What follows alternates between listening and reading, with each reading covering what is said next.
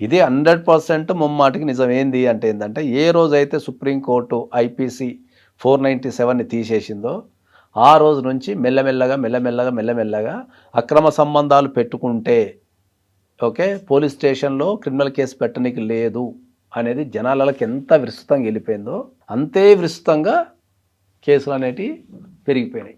ఏవి అక్రమ సంబంధాలు పెట్టుకునే సంఖ్య పెరిగిపోయింది. పెరిగిపోయిన తర్వాత ఎక్కడన్నా కుటుంబాలలో కానీ సమాజంలో కానీ ఎక్కడన్నా అక్రమ సంబంధాలు పెట్టుకున్నప్పుడు ఎవరైనా దొరకబట్టినా ఇది తప్పు అని చెప్పినా మాకు సుప్రీంకోర్టు చెప్పింది కేసు పెట్టడానికి లేదని నువ్వెవరు అనే స్థాయికి వచ్చేసింది. ఓకే నువ్వెవరు అనే స్థాయికి వచ్చేసింది. ఇప్పుడు దీనికి అడ్డుకట్ట ఏంటి?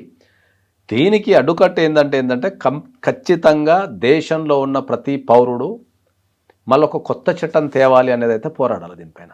ఎందుకంటే ఈ అక్రమ సంబంధాల వల్ల కుటుంబాలు నాశనం అవుతున్నాయి, సమాజం నాశనం అవుతుంది, పిల్లలు ఉంటే పిల్లల జీవితాలు నాశనం అవుతున్నాయి, ఇవన్నీ నాశనం అవుతున్నాయి. కాబట్టి సమాజానికి ఇది చెడుగా పరిగణించింది. కాబట్టి ఖచ్చితంగా ఈ అక్రమ సంబంధాల మీద ప్రతి ఒక్కరు పోరాడాల్సిన అవసరం ఉంది. దానిపైన జెండర్ ఈక్వాలిటీ ఉన్న ఒక చట్టాన్ని తేవాల్సిన అవసరం 100% ఉంది.